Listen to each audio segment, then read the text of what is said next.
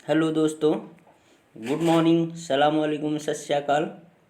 Kautilya family की तरफ से आप सभी लोग का ढेर सारा अभिनंदन और स्वागत है। आज कुछ वन लाइनर क्वेश्चन हम लोग बात करेंगे मानव शरीर के ऊपर। तो मैं फटाफट समझाते जाता हूँ और आप लोग नोट करते जाइएगा, समझते जाइएगा। जो चीज़ नहीं समझ में आएगा या कोई क्वेरीज होगा उसको आप जो है कमेंट बॉक्स में ज़रूर लिखिएगा। तो स्टार्ट करते हैं। ह्यूमन बॉडीज़, मानव शरीर। बहुत सारे इंपॉर्टेंट क्वेश्चन हैं इसमें जो कहीं ना कहीं पूछा गया है एग्ज़ाम में, या हो सकता है आगे पूछा जाए। वन लाइनर है, एसएससी वालों के लिए, सिविल वालों के लिए, बीओ वालों के लिए अच्छे अच्छे क्वेश्चन है इसमें। मानव शरीर, ह्यूमन बॉडी। पहला क्वेश्चन कहता है, स्वस्थ मनुष्य का जो ब्लड प्रेशर होता है, रक्तदाब होता है, वो सामान्यतः क्या होता है? तो स्वस्थ मनुष्य का जो रक्तदाब होता है वो सामान्यतः 120/80 होता है। मतलब उच्च रक्तदाब जो होता है, हाई ब्लड प्रेशर जो होता है वो 120 होता है, और लो ब्लड प्रेशर जो होता है सामान्यतः 80 होता है। सिस्टोलिक और डायस्टोलिक, जो पहला 120 है वो सिस्टोलिक होता है, दूसरा डायस्टोलिक होता है। ठीक है। दूसरा, यूरोक्रोम। यूरोक्रोम एक पिगमेंट होता है, एक वर्णक होता है। वर्णक का मतलब होता है रंग देने वाला। दुनिया में जितनी भी चीज़ें रंगीन दिखाई देती हैं उसमें कुछ ना कुछ पिगमेंट जरूर पाए जाते हैं। उस पिगमेंट के कारण जो है वो कलरफुल दिखाई देता है। ठीक है। तो यूरोक्रोम ऐसा वर्णक होता है जिसके कारण यूरिन का जो रंग होता है वो हल्के पीले रंग का दिखाई देता है। तो यूरिन का पीला होना, एक कुछ दवाइयाँ भी होती हैं उसको खाने के बाद होने लगता है, लेकिन सामान्यतः हमेशा हल्का पीले रंग का यूरिन होता है। उसका कारण होता है यूरोक्रोम का जो वर्णक होता है, यूरोक्रोम वर्णक होता है। ठीक है। अगला, एलिसा। एलिसा टेस्ट जो होता है ये एड्स की बीमारी के लिए जांच में किया जाने वाला टेस्ट है। इससे एचआईवी वायरस का पता लगाया जाता है। कौन से वायरस का? HIV virus, human immuno deficiency virus का पता लगाया जाता है। ये तो बहुत इंपॉर्टेंट। साथ साथ में एलिजा टेस्ट से ही हम लोग कौन सा टेस्ट करते हैं? डेंगू का टेस्ट भी इसी से किया जाता है। कई बार ये क्वेश्चन पूछा गया है यूपीएससी में। तो डेंगू का टेस्ट भी, डेंगू का और सारा किट होता है टेस्ट के लिए, लेकिन सबसे ज़्यादा ब्रॉड एरिया पर टेस्ट अगर करना है तो एलिजा टेस्ट से ही इसका टेस्ट किया जाता है। और आपके लिए अब क्वेश्चन है, कमेंट बॉक्स में लिखिएगा एलिजा का फुल फॉर्म क्या होगा। ठीक, ये कमेंट बॉक्स में लिख के आप बताएंगे कि एलिजा का पूरा नाम क्या होगा। टिटनेस शरीर के तंत्रिका तंत्र को प्रभावित करता है। पहला क्वेश्चन, टिटनेस में शरीर का कौन सा अंग प्रभावित होता है? शरीर में अंग अगर पूछेगा तब तो जबड़ा, इसे लॉक जा या जॉ लॉक भी कहा जाता है टिटनेस को। धनुष टंकार रोग भी इसी को कहा जाता है, टिटनेस को ही कहा जाता है क्या? धनुष टंकार रोग, इसी को धनुष टंकार रोग कहते हैं। इसी को लॉक जा या जॉ लॉक भी कहा जाता है। जॉ लॉक, जा से जबड़ा और लॉक से लॉक हो जाना, तो इसमें जबड़ा लॉक हो जाता है। लेकिन अगर ये पूछे कि टिटनस से शरीर में क्या प्रभावित होता है, कौन सा सिस्टम प्रभावित होता है, तो टिटनस रोग से शरीर में जो सिस्टम प्रभावित होता है वो है तंत्रिका तंत्र। हमारी सोचने समझने की क्षमता जो है वो प्रभावित हो जाती है। ठीक है। अच्छा, टिटनेस जो होता है ये जीवाणु से होने वाला रोग है या विषाणु से होने वाला रोग है? तो ये जीवाणु से होने वाला रोग है, जीवाणु से होने वाला रोग है। तो टिटनस किस जीवाणु से होता है? टिटनस होता है कौन सा जीवाणु? Tetani, Clostridium tetani. Clostridium tetani जीवाणु जो होता है, सीटी, क्लास्ट्रेडियम टिटेनी नामक जीवाणु से टिटनस होता है, जो मूर्छा लगी वस्तुओं पर या ऐसी मिट्टी में ज़्यादातर पाया जाता है। ठीक है। आगे बढ़ते हैं। स्वस्थ मनुष्य के शरीर में रक्त का औसत मात्रा कितना होता है? अगर एक स्वस्थ मनुष्य है, सामान्य कंडीशन में से कोई बीमारी नहीं है, तो उसके अंदर ब्लड की जो अमाउंट होती है वो लगभग 5 से 6 लीटर ब्लड होता है। 5 से 6 लीटर ब्लड। और वो जो डॉक्टर जांच करता है हीमोग्लोबिन की बात करता है कि आपके अंदर 13 ग्राम या 10 ग्राम या 14 ग्राम या 16 ग्राम हीमोग्लोबिन होता है। और ब्लड की मात्रा जो होती है वो 5 से 6 लीटर होती है। मनुष्य में शुद्ध रक्त का शुद्धिकरण कहाँ होता है, ये मतलब रक्त कहाँ प्योर होता है, ब्लड प्योरिफिकेशन कहाँ होता है, तो ब्लड का प्योरिफिकेशन किडनी में होता है। किडनी में ब्लड छनता है, वहीं पर ब्लड प्योर हो जाता है, प्योर ब्लड वापस आ जाता है, और छना हुआ भाग जो होता है जो अपशिष्ट पदार्थ होता है किडनी में यूरिन के फॉर्म में बदल जाता है। ठीक है। अच्छा, यूरिन शरीर में बनता कहाँ है, यूरिन कहाँ बनता है, किडनी में। और यूरिया कहाँ बनता है, यूरिया की अगर बात करें तो यूरिया बनता है लीवर में, यूरिया लीवर में बनता है, और लीवर से वही यूरिया जब किडनी में आ जाता है तो वो यूरिन में कन्वर्ट हो जाता है। अगला देखते हैं, मनुष्य शरीर की सबसे छोटी ग्रंथि कौन सी है, पिट्यूटरी ग्रंथि। ये मस्तिष्क में पाई जाती है पिट्यूटरी ग्रंथि, ये सबसे छोटी ग्रंथि है। पिट्यूटरी ग्रंथि जो है ये अंतःस्रावी ग्रंथि है। कैसा, ये अंतःस्रावी ग्रंथ है, एंडोक्राइन ग्लैंड होती है। ठीक है, अंतःस्रावी ग्रंथ होती है। अच्छा, पिट्यूटरी ग्लैंड जो है इसी को मास्टर ग्लैंड कहते हैं, इसी को मास्टर ग्लैंड भी कहा जाता है। ठीक है, मास्टर का भी मास्टर ग्लैंड किसे कहते हैं, जैसे पिट्यूटरी जो है ये सारी ग्रंथियों, सारी अंतःस्रावी ग्रंथियों को यही कंट्रोल करती है, मास्टर ग्रंथि यही होती है, इसे पीयूष ग्रंथि भी कहते हैं। तो इसको कंट्रोल करने वाली जो ग्रंथि होती है वो होता है हाइपोथैलेमस। तो हाइपोथैलेमस को इसका भी ग्रंथि कहा जाता है, मास्टर का मास्टर ग्रंथि भी कहा जाता है। ठीक है, मानव शरीर में सबसे बड़ी ग्रंथि की अगर बात करें तो वो यकृत होती है, लीवर होती है। सबसे बड़ी ग्रंथि, सबसे बड़ा अंग भी कुछ छोटे छोटे एग्जामों में अंग दे देता है, सबसे बड़ा अंग भी इसे कहा गया, लेकिन अंग में अगर आता है सबसे बड़ा अंग कौन सा है तो वो स्किन होता है, त्वचा होता है, ना कि लीवर होता है। ठीक है, इंसुलिन का खोज किसने किया, इंसुलिन का खोज बैटिंग और वेस्ट ने किया। इंसुलिन का खोज बैटिंग और वेस्ट ने किया। इंसुलिन कहाँ निकलता है, इंसुलिन निकलता है अग्न्याशय में। अग्न्याशय में लैंगरहैंस की द्वीपिकाएँ पाई जाती हैं। लैंगरहैंस की द्वीपिकाओं में क्या होता है, अल्फा सेल होता है और बीटा सेल होता है, और इन्हीं बीटा सेलों से क्या निकलता है, यहाँ से इंसुलिन निकलता है, इंसुलिन। और इससे क्या निकलता है, इससे निकलता है ग्लूकेगॉन। दोनों का काम जो होता है अपोजिट होता है। इंसुलिन का काम क्या होता है, ब्लड में हमारे जो शुगर होता है उसको मेंटेन करता है, उसको बढ़ने नहीं देता है। इस पे हम अलग से और बात करेंगे। तो इंसुलिन का खोज बैटिंग और वेस्ट ने किया था अपने दोस्त की जान बचाने के चक्कर में। वस्तु का प्रतिबिंब आँखों के रेटिना पर बनता है। कोई भी चीज़ हम देखते हैं तो उसका प्रतिबिंब हमारे आँख में कहाँ बनता है, तो वो हमारे आँख में रेटिना पर बनता है। कहाँ बनता है, रेटिना पर। वस्तु का वास्तविक प्रतिबिंब जो है हमारा रेटिना पर बनता है। नेत्रदान में कौन सा अंग दान किया जाता है, तो नेत्रदान में कार्निया, नेत्रदान में जो कार्निया भाग होता है, नेत्र का स्ट्रक्चर जब आप पढ़ोगे तो नेत्र के स्ट्रक्चर में जो कार्निया हम लोग पढ़ते हैं, कार्निया का पार्ट केवल दान किया जाता है, कार्निया का भाग दान किया जाता है। अच्छा, अगला क्वेश्चन है त्वचा, ये वाला क्वेश्चन, त्वचा का कैंसर, मतलब स्किन कैंसर की बात कर रहा है। त्वचा का कैंसर किसके कारण होता है, सूर्य की परावैंगनी किरणों का। कल मैंने पिछले वाले वीडियो में हम लोगों ने बात किया था कि ओजोन परत से केवल परावैंगनी किरणें नहीं आ पाती हैं। अगर परावैंगनी किरणें हमारी त्वचा पर पड़ेंगी तो त्वचा का कैंसर हो जाएगा, स्किन कैंसर हो जाएगा।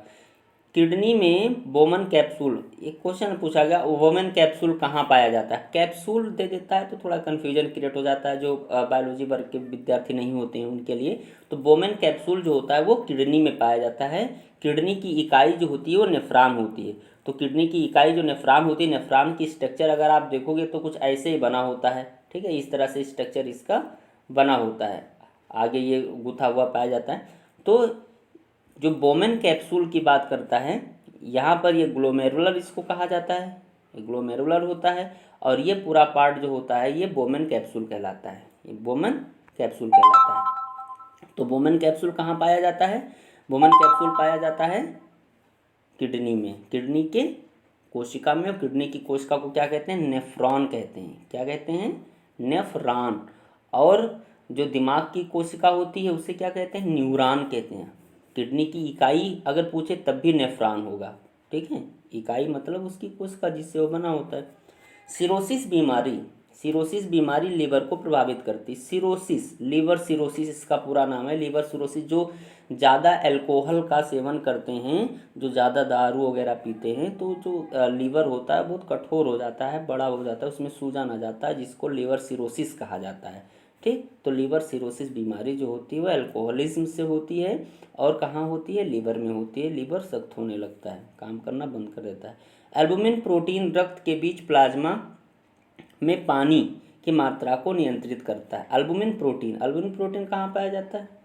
एल्बुमिन प्रोटीन कई तरह के होते हैं ना। तो एल्बुमिन प्रोटीन की अगर हम बात करें तो एल्बुमिन प्रोटीन जो होता है वो हमारा ब्लड जो होता है, ब्लड प्लाज्मा, तो ब्लड प्लाज्मा में जो पानी होती है, इससे आपका जो ब्लड होता है ये मेनली 2 पार्ट में होता है। एक आपका प्लाज्मा होता है, एक रुधिर कण का कार्पसिल्स होते हैं। तो जो ब्लड प्लाज्मा होता है, ये प्लाज्मा लगभग 40 से लेकर और 45% भाग होता है पूरे ब्लड का, और ये जो है लगभग 50 से लेकर और 55% भाग होता है।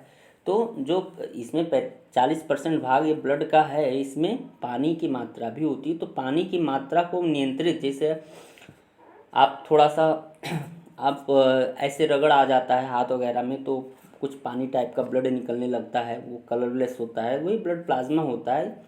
और इसी प्लाज्मा से आगे चलकर क्या वो बनाते हैं जो है, बस इसी प्लाज्मा को छान लिया जाता है और उससे सीरम निकालते हैं। सीरम में ब्लड क्लॉटिंग फैक्टर नहीं होता है। क्वेश्चन पूछा जाता है कि ब्लड क्लॉटिंग फैक्टर जो पाया जाता है फाइब्रिनोजन, प्रोथ्राम्बिन, ये किस में नहीं होता है? तो सीरम में नहीं होता है। सीरम क्या होता है? ये प्लाज्मा का छना हुआ भाग होता है। प्लाज्मा में पानी की मात्रा को कौन नियंत्रित करता है? एल्बुमिन प्रोटीन, एल्बुमिन रक्त प्रोटीन, एल्बुमिन रक्त प्रोटीन। ठीक। तो ये आप जो है इसको अच्छे से, एक थोड़ा सा और है, इसको भी देखते हैं जल्दी जल्दी से, उसके बाद में आप रिवीजन करते रहिएगा। बहुत इंपॉर्टेंट क्वेश्चन है सारे। सबसे कम पुनरुद्भवन की क्षमता मस्तिष्क में होती है।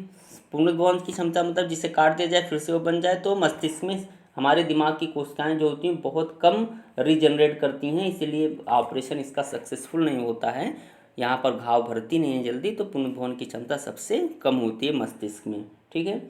शरीर का सबसे कठोर भाग दांत का इनेमल होता है। दांत का इनेमल बोले तो क्या होता है? दांत जो होता है, अगर दांत की बात करें तो दांत में जो ऊपर वाला परत होता है, ये ऊपर वाली परत बहुत जो चमकीला वाइट कलर का परत दिखाई देता है, उसी को इनेमल कहते हैं। ये शरीर का सबसे कठोर भाग होता है।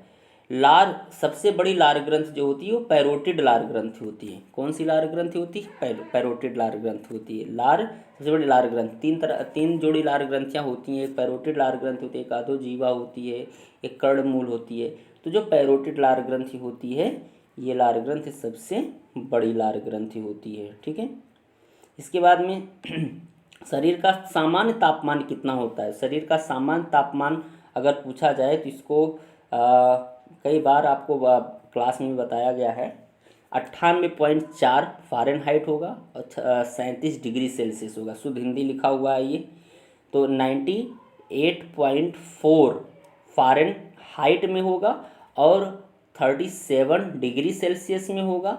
और अगर इसमें से 273 जोड़ा जाए 310 केल्विन हो जाएगा। ठीक है। केल्विन में पूछा जाएगा तो इसमें 273 जोड़ दीजिए। तो 273 जोड़ेंगे तो आपका हो जाएगा 0 और 1 और 3, ये 310 केल्विन हो जाएगा। ठीक है।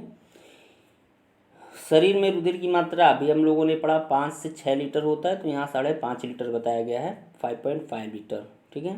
हीमोग्लोबिन की औसत मात्रा कितनी होती है? हीमोग्लोबिन की औसत मात्रा देखा जाए तो 12 से 15 जो है 12 से 15 ग्राम प्रति 100 ml ब्लड माना जाता है या डीएल माना जाता है। अब इसमें दोनों में अलग अलग होता है, पुरुषों में अलग होता है, महिलाओं में अलग होता है। पुरुषों में 13 से 16 ग्राम प्रति डीएल, डीएल मतलब डेसीलीटर। ठीक है।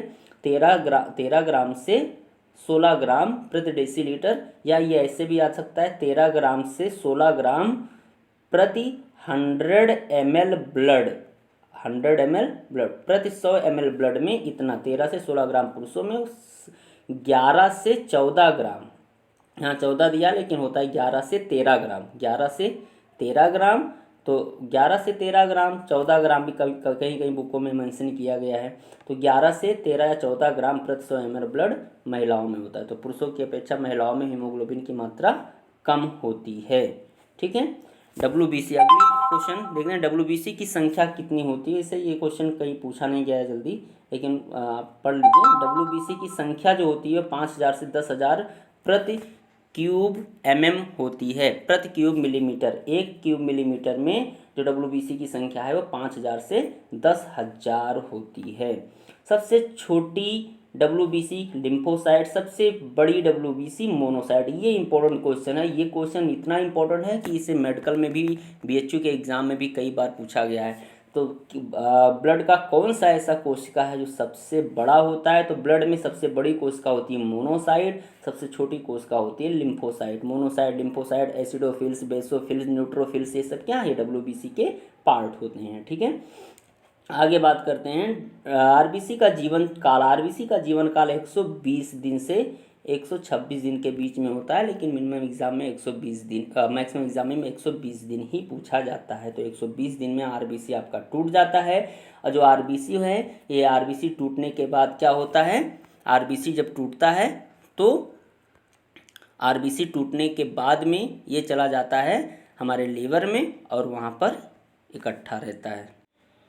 तो आरबीसी का जीवन काल कितना होता है, आरबीसी का जीवन काल होता है 120 दिन। रुधिर का थक्का बनाने का समय, ये इंपॉर्टेंट क्वेश्चन है। रुधिर का थक्का बनाने का समय, अच्छा आरबीसी जो टूटता है, आरबीसी 120 दिन बाद टूट जाता है और टूटने के बाद बिलिरुबिन बिलिवर्डिन नामक एक पिगमेंट बना लेता है।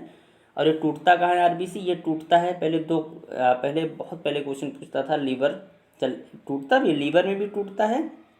और जो ब्लड बैंक प्लीहा, स्प्लीन जिसे कहा जाता है, स्प्लीन बोले तो बोले या प्लीहा बोले, तो प्लीहा में आरबीसी टूटता भी है। प्लीहा ब्लड बैंक भी होता है। प्लीहा को ही आरबीसी का कब्रिस्तान कहा जाता है। क्वेश्चन आता है आरबीसी का कब्रिस्तान किसे कहा जाता है, प्लीहा को। अगर प्लीहा नहीं दिया है, लीवर दिया है तो लीवर मान लेंगे। ठीक है, तो रुधिर का थक्का बनाने का समय, जैसे आप कट जाते हैं कहीं पर, ब्लड वेसल्स जो है उसमें इंजरी हो जाती है, तो होता क्या है कि ब्लड बहने लगता है। तो ब्लड को जमने का एक समय निश्चित होता है कि लगभग 2 से 5 मिनट में आपका ब्लड जो है वो क्लॉट कर जाएगा। तो इसी को ब्लड क्लॉटिंग टाइम कहा जाता है। और ब्लड क्लॉटिंग टाइम सबका अलग अलग होता है। अगर आपके अंदर विटामिन सी की कमी है तब ब्लड जल्दी नहीं जमेगा। अगर आपको हीमोफीलिया रोग है, ठीक है, हीमोफीलिया रोग है, तभी आपका ब्लड जो है वो नहीं जमेगा, जल्दी से थक्का उसका नहीं बनेगा। ठीक है, विटामिन के। सर्वाधिक रुधिर वर्ग, दुनिया में सबसे ज़्यादा कौन से ब्लड ग्रुप के लोग रहते हैं। सर्वाधिक रुधिर वर्ग ए बी वाले हैं, सॉरी सर्वाधिक रुधिर वर्ग अगर पूछा जाएगा, अभी हम उस पर क्वेश्चन में दिमाग में यही चल रहा है, क्वेश्चन पूछा गया सबसे ज़्यादा ब्लड ग्रुप वाले लोग दुनिया में कौन से हैं, सबसे कम ब्लड वाले लोग दुनिया में कौन से हैं। तो एक क्वेश्चन आप कमेंट में लिख के बताइएगा, सबसे ज़्यादा ब्लड ग्रुप वाले लोग दुनिया में कौन से हैं, सबसे कम ब्लड वाले ग्रुप दुनिया में कौन से हैं, कितने, मतलब कौन ब्लड ग्रुप वाले लोग दुनिया में सबसे कम है और कौन से ब्लड ग्रुप वाले दुनिया में सबसे ज़्यादा हैं, और वो कौन सा ब्लड ग्रुप वाला व्यक्ति होता है जो बिना जांच कराए किसी को ब्लड दे सकता है। 3 क्वेश्चन है, तीनों आप बताइएगा। सर्वग्राही की बात करें, सबसे ब्लड ले सकता है ब्लड ग्रुप ए बी वाला व्यक्ति। सर्वदाता की बात करें, सबको दे सकता है ओ वाला व्यक्ति। सामान्य ब्लड प्रेशर अभी हम लोगों ने देखा है 120/80 होता है, मैक्सिमम और मिनिमम की बात करें। High blood pressure, low blood pressure. सामान्य नब्ज गति, जो हमारा नब्ज होता है, जो हृदय की गति और नब्ज गति जो होती है वो बिल्कुल इक्वल होती है, 70 से 72 बार प्रति मिनट। 1 मिनट में हमारा जो हृदय है वो 1 मिनट में कितना जाता है, प्रति मिनट है ये। ठीक है, 70 से 72 बार हमारा हृदय धड़कता है, उसी को हम नब्ज कहते हैं। जो जहाँ आप घड़ी पहनते हैं उस घड़ी के पहनने के जगह पर नाड़ी दर, इसे नब्ज गति को नाड़ी दर कहा जाता है। तो यहाँ पर रेडियल धमनी होती है, यहाँ पर आप 3 उंगलियों को जब रखते हैं तो आपको कुछ स्पंदन सुना जो है महसूस होता है, वही होता है नाड़ी दर। ठीक है, जन्म के समय क्वेश्चन है अगला, देखते हैं। जन्म के समय 140 बार पर मिनट, जब बच्चा पैदा होता है तो उसका बीपी तेज होता है, उसका हार्ट बीट बहुत तेज होता है। तो एक क्वेश्चन पूछा है, किसी बच्चे का जन्म हो रहा है, उस समय उसका हृदय स्पंदन क्या होगा, या नब्ज गति क्या होगा, या नाड़ी दर क्या होगा। तो 140 बार प्रति मिनट, 140 बार प्रति मिनट होगा। 10 वर्ष की आयु में 90 बार, प्रति मिनट। बच्चे जब जब तक छोटे रहते हैं इनका ब्लड ग्रुप बहुत और इनका ब्लड प्रेशर तेज ही होता है, ठीक है, मतलब इनका हार्ट जो होता है वो जल्दी जल्दी काम करता है, न्यूली होता है, नया नया होता है। तो 1 वर्ष की उम्र में ये लगभग 120 मिनट, जन्म के समय लगभग 140 मिनट, और जब ये वयस्क हो जाता है वयस्क कंडीशन में तब 70 बार पर मिनट हो जाता है, 70 बार। हृदय गति 72 बार पर मिनट, एक ही चीज़ है, 70 72 ये एक ही चीज़ है, हृदय गति को ही ये बताता है, लेकिन हम इसे नाड़ी दर कहते हैं क्योंकि ये धमनियों में जो ब्लड होता है वो रुक रुक कर चलता है, उसमें कपाटे पाए जाते हैं, रुक रुक कर चलता है, मोटी होती धमनियाँ सिराओं की अपेक्षा। तो ये कुछ ऐसे जगह हैं शरीर पर जहाँ इसे महसूस किया जा सकता है। सबसे बड़ी सिरा की बात करें, सिरा मतलब जो नसों को आप देखते हैं वो सिरा है, जो नहीं दिखाई देती अंदर वो धमनी है। सिरा में ब्लड जो होता है वो आता है, कहाँ आता है, हृदय की तरफ, और धमनियाँ जो होती हैं हृदय से ब्लड ले जाती हैं, ठीक है, यही डिफरेंस होता है। सिरा में जो होता है अशुद्ध रुधिर पाया जाता है सिरा में, और धमनी में शुद्ध रुधिर पाया जाता है। लेकिन जो महाधमनी की बात करें तो उसमें अशुद्ध रुधिर होगा, और महाशिरा की बात करें तो उसमें महाधमनी, महा नहीं बोलेंगे, फुफ्फुसीय शिरा बोलेंगे, पल्मोनरी धमनी बोलेंगे। पल्मोनरी धमनी में अशुद्ध रुधिर होगा, धमनी में शुद्ध रुधिर होगा। पल्मोनरी शिरा में शुद्ध रुधिर होगा, शिरा में अशुद्ध रुधिर होगा, ये चीज़ याद कर लीजिएगा, ठीक। सबसे बड़ी शिरा जो होती है इन्फीरियर वेना केवा जो होती है, इन्फीरियर वेना केवा, वो नीचे से जाने वाली जो वेना केवा होती है, जो हार्ट को ब्लड ले जाती है, नीचे के सारे पार्ट को, हार्ट के नीचे जितने भी अंग हैं सबका ब्लड जो ले जाती है उसे इन्फीरियर वेना केवा कहते हैं। वो सबसे बड़ी, जैसे अगर हार्ट का स्ट्रक्चर अगर आपने देखा हो, ठीक है, इस तरह से, तो ऐसे ये हार्ट का स्ट्रक्चर होता है, तो ये यहाँ पर एक वेना केवा पाया जाता है, वेना केवा पाया जाता है।